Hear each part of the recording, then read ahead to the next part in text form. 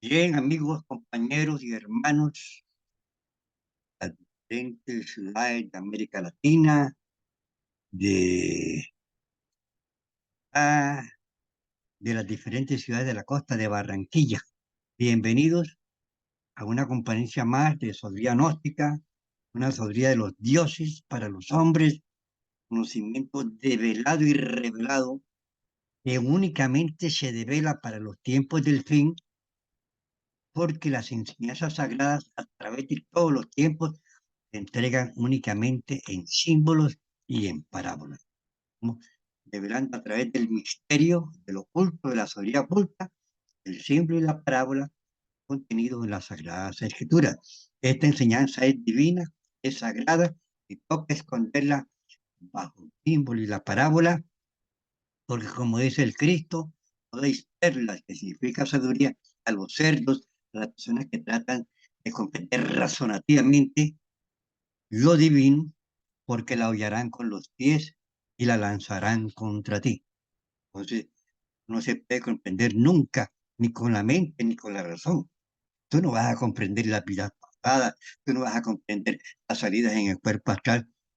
Ahora, si ya uno viene a opinar que no es, etcétera, hay que respetar, pero opinar sobre lo que no sabemos es propio de la ignorancia humana. En el campo espiritual, la única forma de saber es comprobar. Esto es una sabiduría y se vuelve realidad cuando nosotros la comprobamos. Todo tiene cuerpo y alma. Nosotros tenemos cuerpo y tenemos alma. Lo real es el alma. El cuerpo es un vehículo de manifestación de la gran realidad. La noche tiene cuerpo y tiene alma. Estas conferencias son el cuerpo de la noche. La enseñanza de los libros del maestro Samuel son el cuerpo de la noche. El alma de la noche es la comprobación de estas enseñanzas sagradas. Y para encontrar el alma de la noche, los discípulos gnósticos de las diferentes instituciones tenemos que trabajar con los tres factores de la revolución de la conciencia. Conocer, eliminar los defectos, trabajar en la alquimia y con los misterios de la piedra filosofal. Y esta enseñanza que vamos comprobando la vamos divulgando a toda la humanidad que somos. Hoy tenemos una conferencia demasiado interesante que está relacionada con este yo o de la codicia que estamos tratando en estos tiempos y se llama Mercaderes y comerciantes no entrarán al reino de los cielos. El divino Rabí de Galilea nos entregó la enseñanza en símbolos y en parábolas, y las parábolas son simbólicas y tienen grandes enseñanzas. Los mercaderes y los comerciantes son yoes o defectos que, que tenemos todos. Lo que pasa es que hay unos que lo tienen demasiado grande, etcétera. Esos yoes nos identifican con las cosas materiales. El ser humano se identifica, se apega al dinero, a las posesiones materiales. Y cuando, para comprender esto, en el drama o sea, el drama siempre es el mismo. El drama de Salomón es el mismo del drama de Moisés, el drama de Samael es el mismo de Jesús el Cristo. El drama es el de cada uno, tenemos que nosotros realizar. Y todos esos personajes que están dentro del drama del Cristo, que son los mismos que están dentro del drama de Moisés, representados en su tiempo, etcétera, etcétera, están dentro de nosotros mismos. Nosotros tenemos que hacer carne y sangre de esas enseñanzas de los mensajeros de todos los tiempos. En la época, pues, del gran Moisés, el gran legislador, cuando sacó al pueblo escogido de Egipto para llevarlo a la tierra prometida, pero esto es simbólico, la tierra prometida, por el desierto, todo esto es un simbolismo que cada uno de nosotros va comprendiendo a medida que vamos desarrollando el sentido de la intuición para aprender a ver dentro de la letra que mata.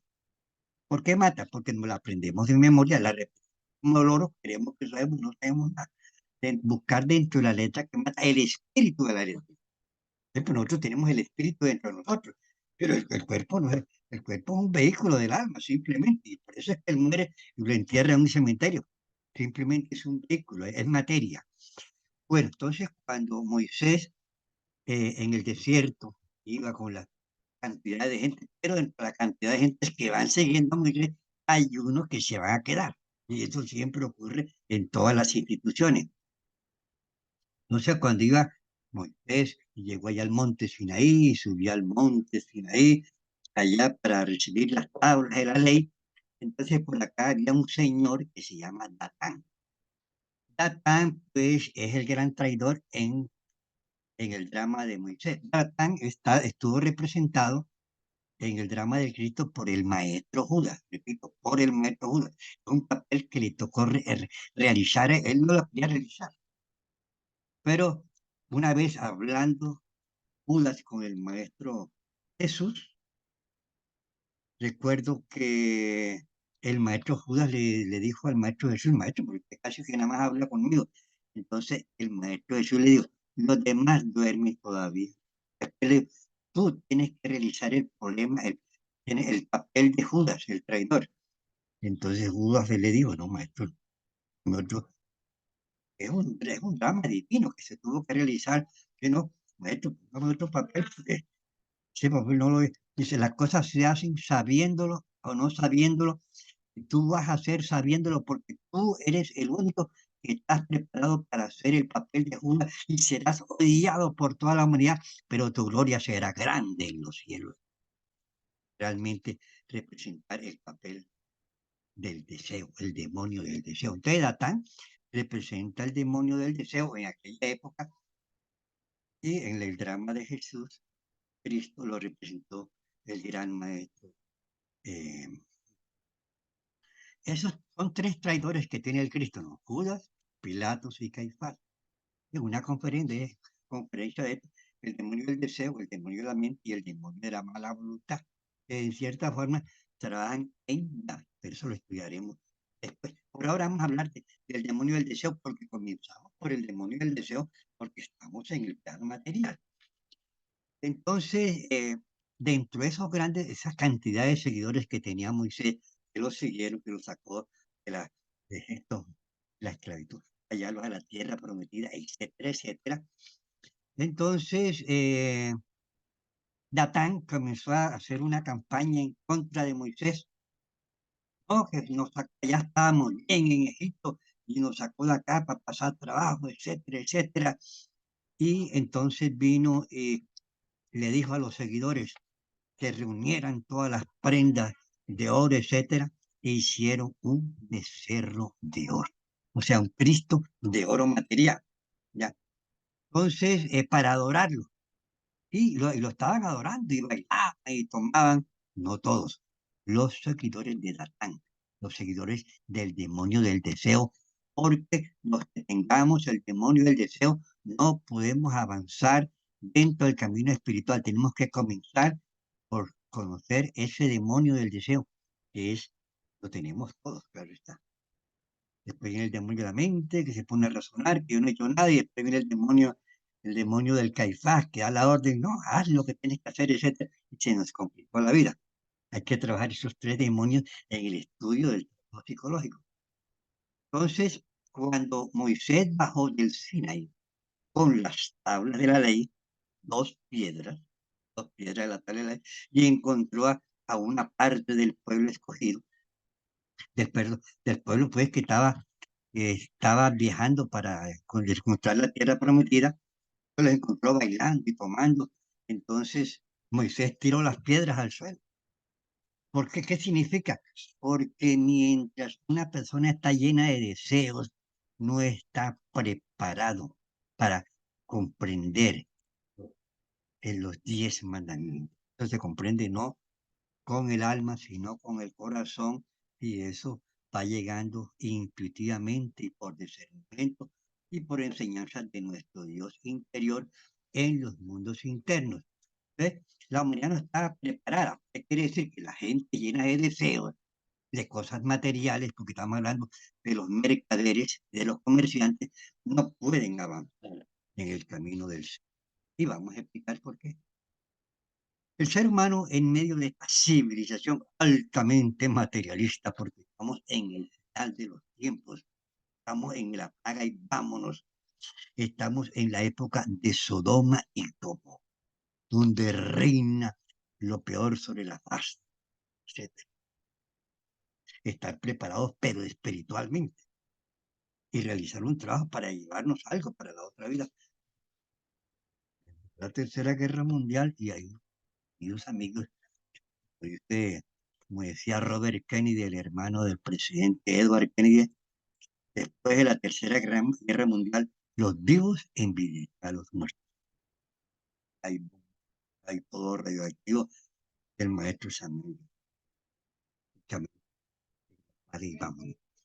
Entonces nosotros en medio en esta civilización materialista, con los adelantos del anticristo que nos duerme la conciencia, nos identificamos, damos a Dios en la mano, Dios en la mano, ahí está, ¿ya? Y así es con todas las cosas, la música, la música, entonces, y con todo. Y, y además otros adelantos ya del anticristo que han terminado por destruir a la naturaleza y al ser humano también. Y nos han hecho olvidarnos de nosotros mismos.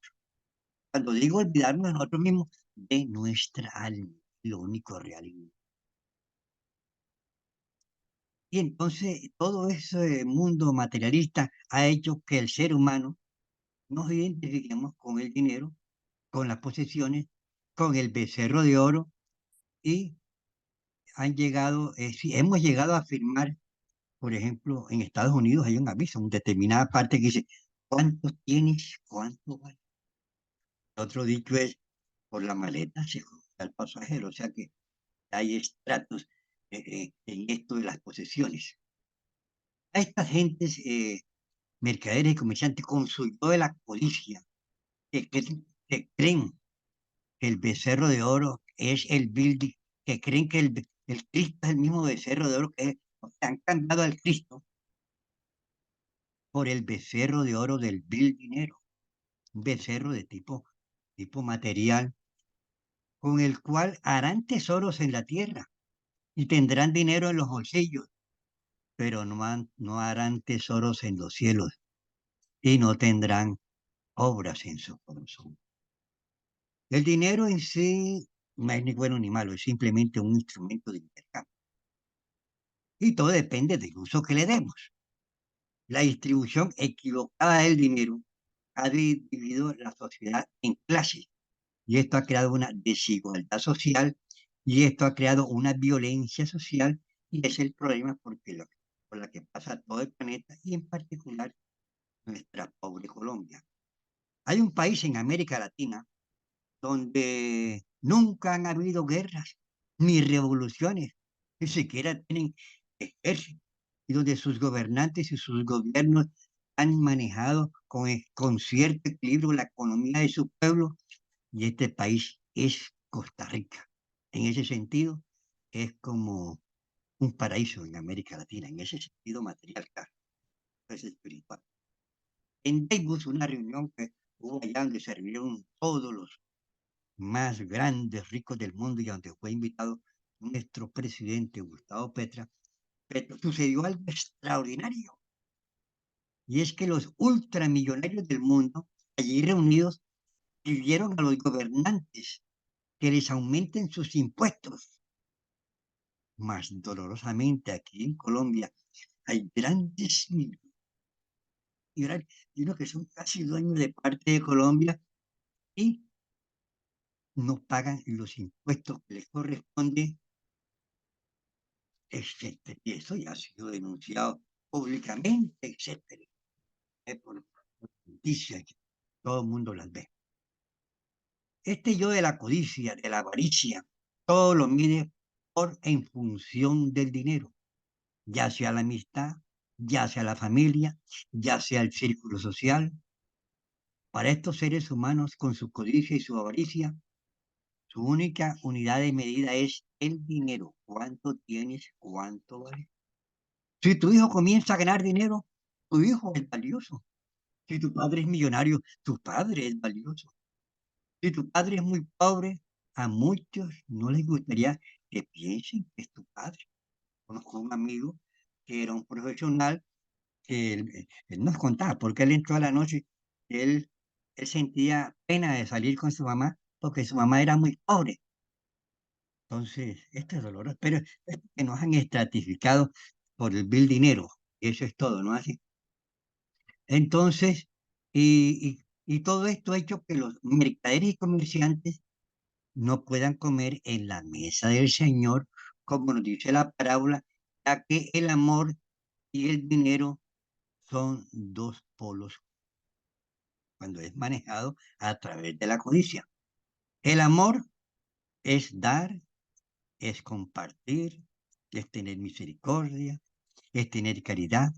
La codicia es, tengo más, y tengo más, y tengo más mercados, y tengo más supermercados, y tengo más casas, y tengo más edificios, y tengo más empresas, y lo acaparo todo. Entonces viene el monopolio, etcétera, etcétera. Y eso trae consecuencias porque estas gentes que acaparan el dinero en grandes cantidades, por ley del karma, en próxima vida le toca venir de limosneros.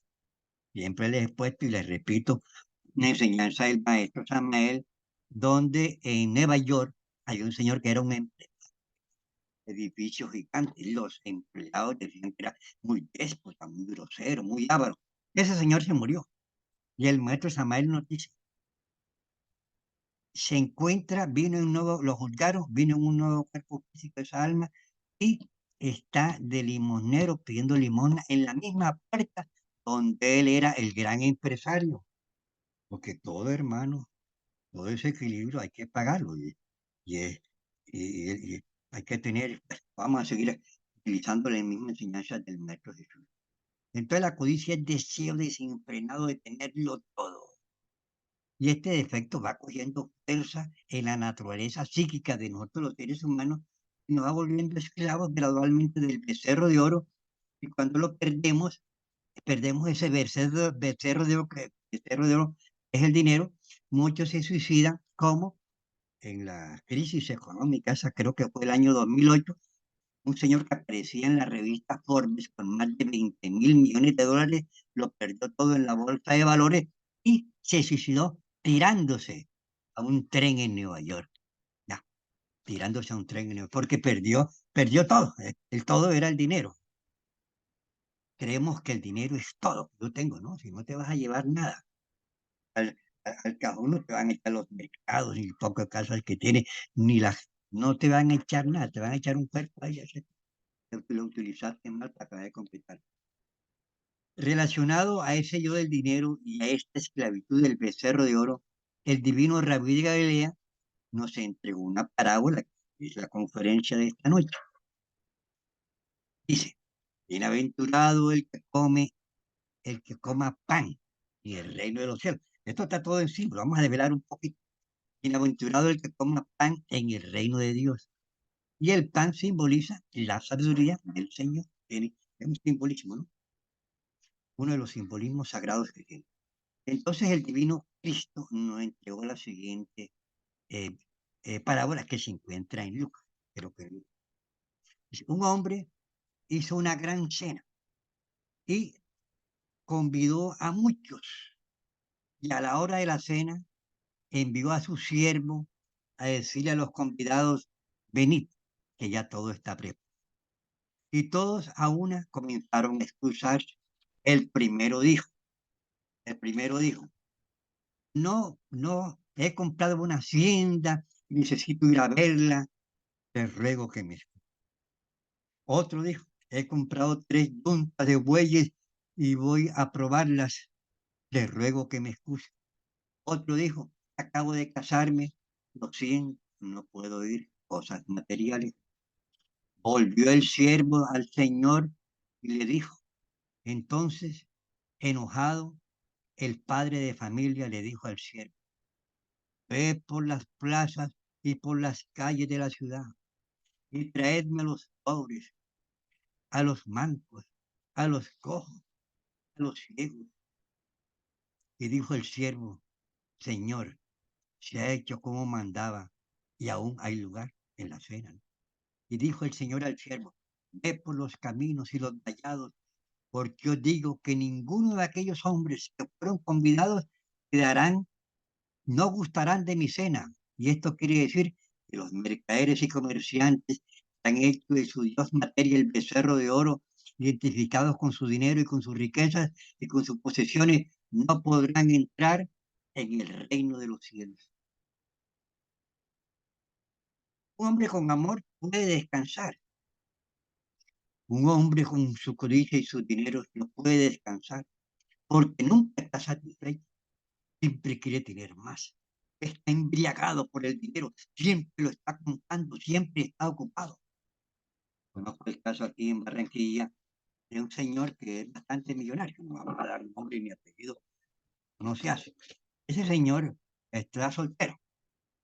Es cuando va para su gran empresa que tiene, entonces va con un carro con guardaespaldas adelante y un carro con guardaespaldas atrás. Cuando está en su casa, pues está rodeado de guardaespaldas. Entonces eh, ese es el problema, el dinero, que nos vuelve mercaderes y se vuelve como queremos tener más. Una vez vendían unos terrenos por aquí y una persona me dijo, compra un terreno, María, le hace una casita y la alquila. Dije, no, pero ahora a comprometerme porque tengo yo miedo. ¿Por qué va a tener yo miedo de la vida? Deja ese terreno y que lo compre otro. Otra vez vino una gran empresa. Vinieron a visitarme, vinieron como para que en cierta forma les apoyara un producto muy bueno de paso. Y me daban un dinero. Yo les dije que no, de salida. Ya les dije que no, porque ya papá Dios me había enseñado internamente lo que era la cruda realidad del dinero y a qué se debe el temor de las gentes que le tienen miedo al hambre, que le tienen miedo a la miseria, que le tienen miedo a la enfermedad. Eso lo enseña papá Dios. ¿Sabe? Entonces, cuando él me enseñó esas cosas ahí, entonces comprendí lo que nos enseña el Maestro Jesús, cada día su afán, y lo que dice el Maestro Samael, buscad el reino de Dios y su justicia, no, lo que dice el Maestro Samuel, donde termina la necesidad, comienza la codicia, y lo que nos enseña el porqué de todas las cosas, el divino Cristo, dice, buscar el reino de Dios, el amor y su justicia, haz buenas obras para que pague lo que debes de las malas obras que debe uno de esta vida y de vidas anteriores, añade, y lo demás vendrá por añadidura, todo está escrito en la Sagrada Escritura. Ahora, eh, repito, un hombre con con amor puede descansar, pero el hombre con dinero no puede descansar. Dios siempre nos invita al divino saber. Y por eso dice el Padre nuestro, danos el pan de cada día. Cuando dice danos el pan de cada día, el pan de la sabiduría. Pero como es simbólico, la gente cree que la yuca, el pan, el arroz, no, ese es simbólico simplemente. La materia siempre es símbolo de la gran realidad. Danos el pan de cada día, la sabiduría que nos debemos ganar con nuestro trabajo. Entonces, pero el codicioso y el mercader siempre están ocupados computando sus plata y sus negocios, así que no duermen. ¿Y acaso Dios, y dejan a Dios como único, último lugar en la lista? Los, los invitó a comer en la parábola el pan de la sabiduría, en la cena del amor, pero ellos siempre están ocupados, preocupados por su riqueza, por sus dineros, y no les queda tiempo para escuchar estas enseñanzas sagradas y comprobarlas y vivirlas. Este yo de la codicia, pues, de la avaricia, todo lo mide en función del dinero, ya sea la amistad, la familia. Recordamos el caso, por ejemplo, eh, hay unos ejemplos, hay unos ejemplos, hay varios ejemplos, voy a ponerle varios. San Francisco de Asís era el hijo del hombre, el comerciante más rico de Asís, por allá en Italia. Tenía camisas con botones, los botones eran de oro. Al principio era así, un poco mujeriego, etcétera. El padre le puso a un maestro, porque en esa época no habían universidades ni colegios, sino que los que tenían dinero buscaban una persona que los educara. Y el padre de él, de Francisco, le puso a Maese Lucas, que le llamaba, eso en Italia. Y le dijo a Maese Lucas, quiero que me hagas de mi hijo un príncipe del dinero. Cuando ya, pero Maese Lucas era un iniciado en la enseñanza sagrada. Cuando se fue, el padre le dijo, no te voy a hacer un príncipe del dinero, sino te voy a hacer un príncipe de Dios. Y comenzó a educarlo, pero dentro de una enseñanza sagrada gnóstica de aquella época, de aquellos tiempos. Entonces, el padre era muy rico y como en aquella época no había bancos, entonces se guardaba el dinero, representación del dinero en morrocotas de oro y el padre tenía una cantidad de morrocotas de oro y vino San Francisco, tuvo un sueño donde la iglesia, creo que era de San Luis Letrán, algo así en Italia, estaba como un poco dañada, de- destruida y había que arreglarla.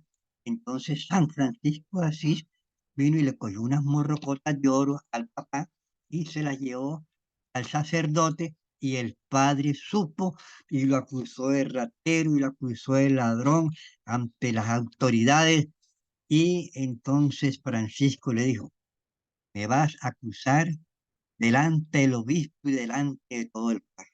Y el padre comenzó a decir que era un ladrón, que era un bandido, etcétera. Cuando ya lo acusó, entonces habló Francisco de Asís, le quitó toda la ropa que tenía, le dijo, todo lo que me has dado te lo devuelvo, y hasta hoy eres mi padre, porque a partir de hoy mi único padre es mi Padre nuestro que está en los. Todo el mundo quedó asombrado. El obispo le dio una túnica vieja que había por ahí. Él le puso la señal de la cruz en la espalda. Y comenzó Francisco de Asís, un pobre ser que cumplió una misión gloriosa a nivel espiritual sobre la faz de la tierra. Y entregó estas mismas enseñanzas gnósticas dentro de la Iglesia Católica. Y él logró la maestría, la perfección. No solamente él, sino varios de sus seguidores. Esa fue San Francisco de Asís, que lo renunció a todo. El maestro Samael también, él no ha sido, nunca fue esclavo del dinero, nunca fue esclavo del dinero. Una vez estando en México, él nunca tuvo casa propia, repito.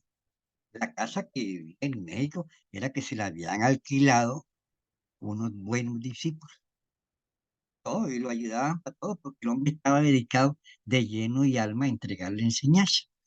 Entonces una vez llegó a la casa del maestro Samael una persona, X. Estaban almorzando, pero él fue el que fue a abrir la puerta, una persona muy humilde. Y entonces cuando regresó, venía sin camisa. La familia le dijo, la esposa, ¿qué hiciste? La camisa. Dice, no, una persona muy pobre me pidió ayuda y le di lo mejor que tenía. Porque se dice que, por ejemplo, una vez va a regalar una fruta, después como la más chiquita, la que está más dañadona, etcétera, etcétera. Va a regalar una camisa, entonces regala la que está como más maluconga, o regala la más nueva. Y eso ahí está metido el yo de la codicia. Otra, por ejemplo, la María Teresa, como la señora, la Madre Teresa de Calcuta, una señora muy pobre que se dedicó a ayudar a la humanidad, a curar a los enfermos, etcétera, etcétera. Hay gentes que hablan mal de ella, pero generalmente son gentes que nunca dan nada, porque esas gentes que hablan mal nunca dan nada, nada más sirven es para criticar. Como dicen por ahí, el que se meta redentor muere crucificado. Entonces, pero hay que hacerlo, hay que hacerlo. Entonces, la Madre Teresa de Calcuta cumplió una gran misión de misericordia. Y eso lo premia a Dios, porque lo dice en la bienaventuranza, bienaventurados los misericordiosos, porque ellos recibirán misericordia en otras vidas. Esta persona, así como la Madre de Calcuta, todo el mundo, o sea, nunca le va a faltar comida, nunca le va a faltar quien la atienda. Todo el mundo va a querer ayudarla. Y además, papá Dios le va a dar un premio, que ya se lo está dando, ¿ya?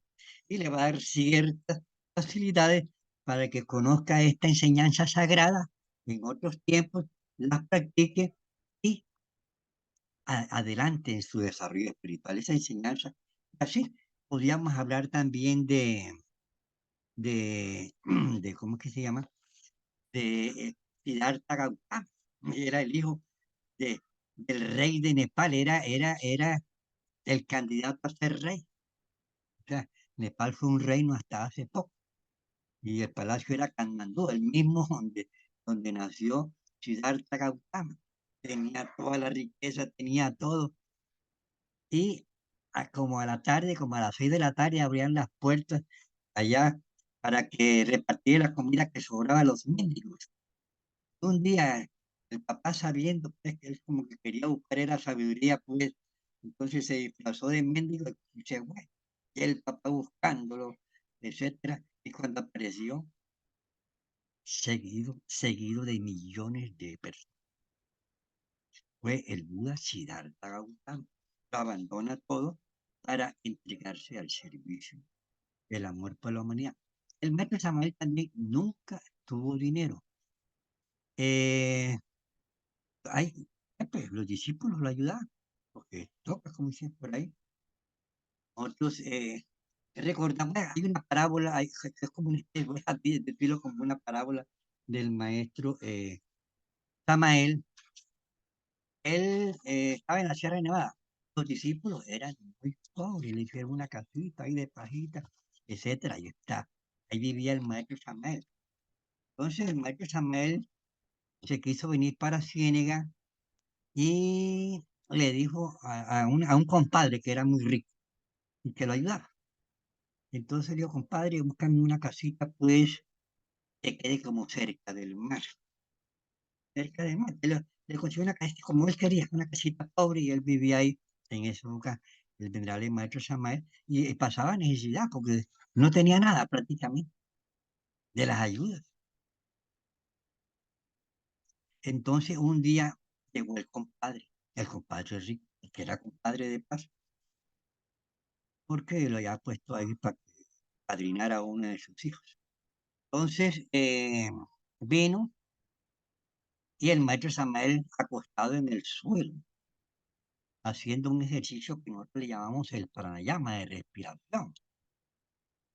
Se bota por la nariz, se tapa, se expulsa por la otra, etcétera, y se retiene el aire, se llama pranayama. Entonces, el compadre rico le dijo, y maestro, ¿qué hace ahí, chico? Viendo el pranayama porque no hay con qué. Entonces, el discípulo rico le dijo, maestro, pero usted no sabe que yo existo, ¿por qué no? Hombre, entonces sacó un billete para que comprara comida y se lo dio. Entonces el esposo le dijo a la esposa, el tamal le dijo a la esposa, ve, cómprate unos pescados y vamos a hacer un sancocho. Algún pase. Entonces hicieron el sancocho de pescado, invitaron al compadre al almuerzo. Entonces cuando el compadre llegó, bueno, sirvieron la mesa y, y yo, no, maestro, yo no puedo comer, yo no lo entiendo a usted. Venga a comer. Julio se llamaba. Julio, vamos a comer, que la comida está sabrosa. No, maestro, yo sinceramente, bueno, se me quitó el apetito. No lo entiendo usted, maestro, yo no puedo comer. Entonces le dice el maestro, ¿por qué? ¿Por qué no puedes comer, Julio? Dice, maestro, usted me dice que está pasando que no tiene a la comida, le tiro el billetico y usted se pone a comprar más de la cuenta para llamarme a mí, entonces se le acaba el billete. Era como yo de la codicia para no seguirle dando tanto. Entonces vino el maestro Samael y le dijo, mira, Julio, tú tienes tus hijos. Dice, sí. Y tus hijos se mueren de hambre. No, maestro, porque ellos tienen un padre que trabaja y les consigue para comer. Dice, bueno, yo tengo mi Padre Dios interno. Mi Padre Dios interno sabe lo que yo necesito. Julio, vamos a comer. Entonces ya Julio come. Es una enseñanza que le entrega a Julio porque ya desencarnó también, pero es como una enseñanza. Uno tiene su Padre interno. Ahí lo que hay que hacer es buscar el reino de Dios, el reino del amor, trabajar con los defectos y su justicia, hacer obras buenas por toneladas para pagar la cantidad de karma por las obras malas que hemos hecho en vidas anteriores y que a mí me las han cobrado y me ha tocado pagarlas. Unas veces el pago ha sido bien, no ha pasado trabajo, otras veces sí, cuando uno no tiene con qué pagar, tiene que pagarlas con dolor, con enfermedades, con problemas, etc. Y aún, en algunos casos, con miseria, de acuerdo a la maldad que hemos hecho. Ahora, y las cosas buenas que hemos hecho en la vida pasada, las pagan con mucho amor, mucha misericordia, porque las obras buenas, cuando una persona hace obras buenas en la tierra ahora mismo, los dioses se asombran. Hacer obras buenas es un cuento. Yo, por ejemplo, de la, tiene muchas representaciones, por ejemplo, en nuestras diferentes formas de actuar en la vida se manifiesta este yo de la codicia. Por ejemplo, alojarse en casa ajena para ahorrarse la comida y no colaborar con nada. Duro, y eso hay que pagarlo. Hacer gastar a los demás sin contemplar que ellos también tienen necesidades. Vea, una vez, cuando yo estaba joven en aquellos tiempos, idos, eh, un amigo me dijo, Ariel, hay un trabajo como de vendedor. Entonces fuimos allá donde colocaron el aviso a presentarnos como para vendedores. Entonces me dieron un maletín ejecutivo. Yo salí con el dueño del negocio para hacer pues la inducción, como era. Entonces digo, esto hay que hacer así, hay que hacer así. O sea, me explicaban una cuestión ahí que se llama como de psicología de ventas, que no es muy buena, que digamos, para como descolocar a la persona, para que la persona le diga que sí, etcétera, y le compre, y le compre. A ellos le interesa es la plata. Entonces fuimos a una casa, yo hice bien la explicación, etcétera, y cuando salí, me dice, ¿cómo la viste? Dice, muy bien, te faltó el remate. No hay que dejar que la gente piense. Entonces, después, yo comencé al otro día que fui a trabajar en una casa. Entonces yo miré la casa y era para vender unos marcos para fotos en aquella época. Y entonces y se pagaban por cuotas, etcétera. Yo llegué a una casa que era muy pobre y yo dije, pero si esta señora aquí me compra esta cosa, que esto no sirve ni para comer ni para nada, esto es una mera apariencia, yo no estoy haciendo bien. Yo no conocía la noche ni nada de esas cosas. Yo fui y entregué el maletín. Yo no sirvo para quitarle el dinero a la señora. Eso lo pensé en esa época. Y nunca me ha gustado esas cosas. Siempre hay que tratar dentro de la legalidad, porque si nos metemos a la ilegalidad, la pagamos aquí y la pagamos allá. Si no la pagamos aquí, la pagamos allá y la pagamos multiplicada, porque muchas veces nos brincamos a las leyes porque tenemos palanca y tenemos cosas de esas. No, señorita, allá arriba no hay ninguna palanca. Tarde o temprano nos pasan la pendeja. Entonces, como ustedes ven, el problema es psicológico. Es psicológico. Vamos a seguir hablando de los diferentes defectos que tienen esclava nuestra alma. Hemos estado hablando de la codicia, pero hay otros defectos. Ya hablamos de la ira. Otros defectos. Otros defectos. Todo uno grande que se llama la lujuria, otro que es grande que hace mucho daño que se llama el yo del orgullo. Pero esto lo haremos en próximas conferencias. Le agradezco. Invitan a otras personas. Si les mandamos las grabaciones, mándeselo a otra persona para que le escuchen. No tengo ningún problema. Si no le llega la grabación, escríbanos, nosotros le mandamos la grabación. Estamos para servir. Gracias recibiste, de gracias diste. Nos enseñe, ¿no?